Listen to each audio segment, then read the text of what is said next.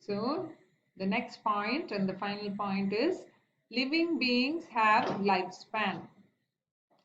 The period between life and death of an organism is called the lifespan.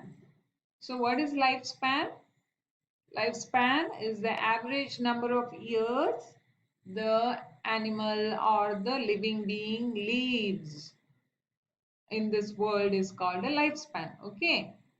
Between life and death, the number of years it lives is called a lifespan. The average, some die very fast due to some illness or something, but usually that kind of animal or the organism lives how many years is given in this chart. Okay, now look at this. Animal turtle lives for 150 years. Do you know this fact? It is the most long living one of the long living organism. Okay, now next is elephant. Elephant lives for 70 years.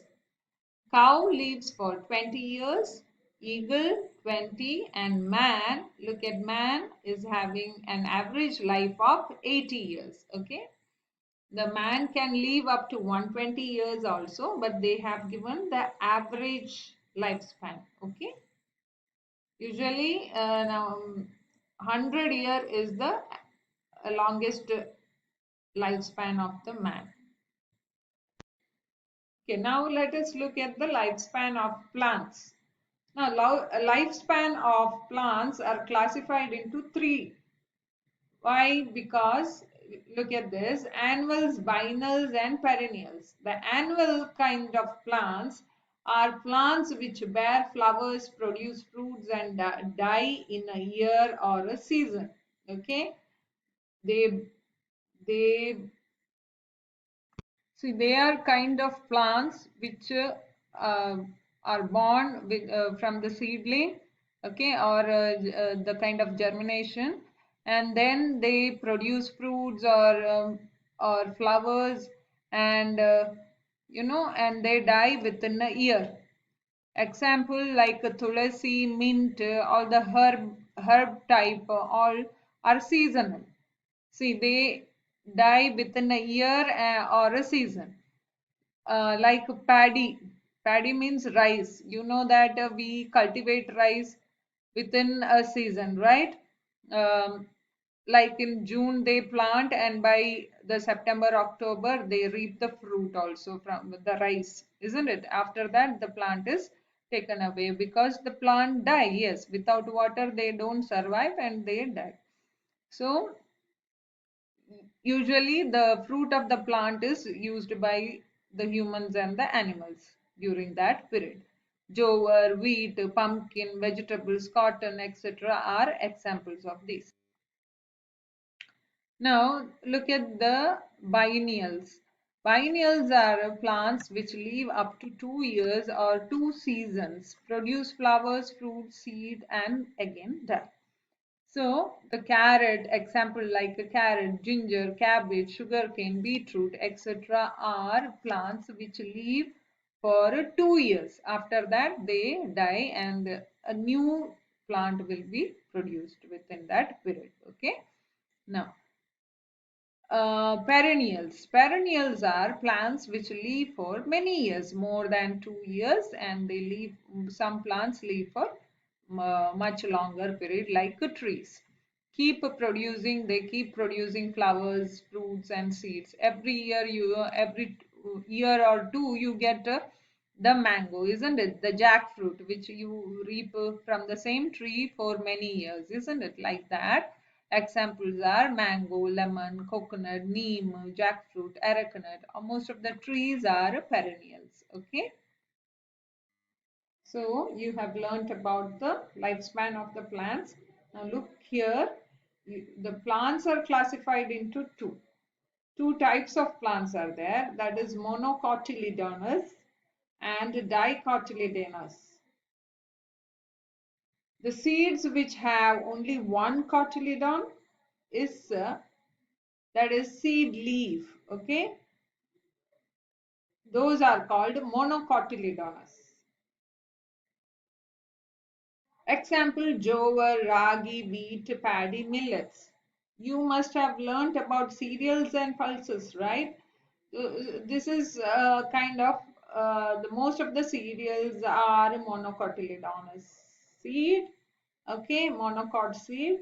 And look at the plants which in which the seeds have two cotyledon. Okay, this is called the seed leaf. See, you have seen in the seeds, isn't it? This shape you have seen in seeds, right? Like avare and all.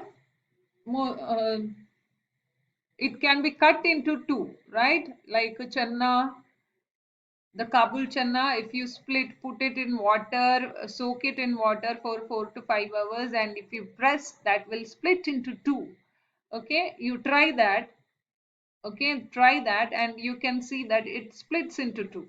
But at the same time, if you put the mustard seed or the fenugreek or these grains of wheat, ragi, rice, etc., in soaked in water, and when you press that, it powder, it crushes down into a paste form. But if you press this soaked seed of these grams, okay, then what happens? It splits into two.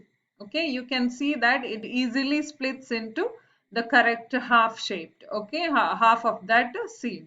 That means this is what they were talking about in that initial slide. You saw that about the Somana story, isn't it? That if you soak, you will get a plant growing out of it. So the raw thing should be soaked, okay, not the fried one. See, if once after splitting this seed, after splitting, it has no life. If you want to grow a plant from the seed should be one whole piece. Okay, if once it's split, then it has no life. Okay, a life cannot grow from that seed.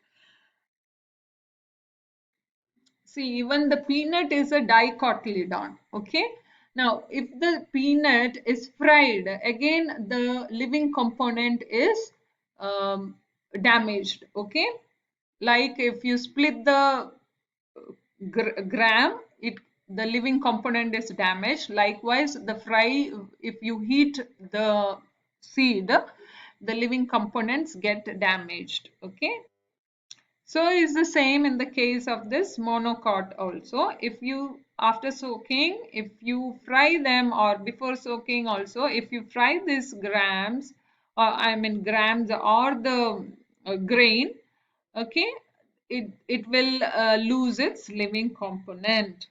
Okay, so as you have learned in this slide, okay, I'll show you that it needs what all does a seed need?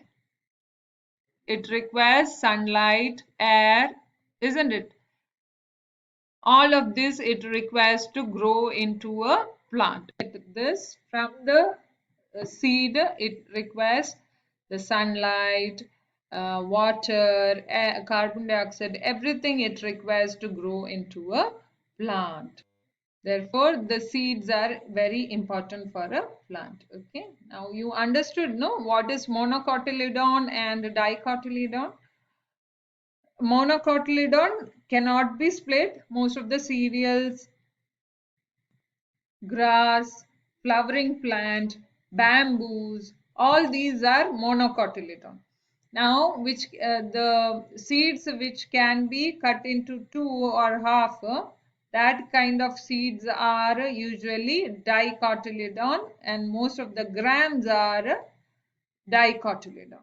Okay.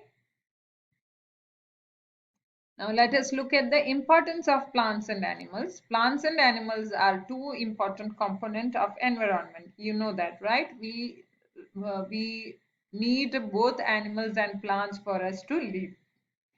We should protect the plants for rain, for food, and for future generation. Yes, You know that. We need plants, how plants help to get us rain, isn't it? And the food resource, it is a rich in food resource. Okay, now animals maintain the environmental balance. Environmental balance. How if one animal is growing, multiplying into too much, the other species is in danger, right? If there are so many outnumbering the deer, the tigers are outnumbering the deer, what will happen? The food resource will get reduced, like the deer, the number of deer will get reduced, and the subsequently the tiger will also fall short of the of its food, and they will also start dying. Okay, like the food chain or the life cycle, as you have learnt in the previous classes. Okay, now if animals are destroyed, it affects the ecosystem. So we need that balance of animals, plants, okay, because we need them for us to survive, isn't it? If the herbivore animals are eating plants, the carnivore animals will get food, isn't it? Likewise, we need animals for various reasons. We use them for various reasons, and even though we don't use them, like most of the animals, those animals which are living in forests, we need them to balance the food chain and the ecosystem. Okay, each of the organism is important. So therefore, if we protect nature, it will protect us. Okay, so children, it is your responsibility now that you don't harm these plants, the animals, and the earth. Okay, because we are responsible for the next generations protection and the resources. We should not overuse them, we should not misuse them. Okay, children?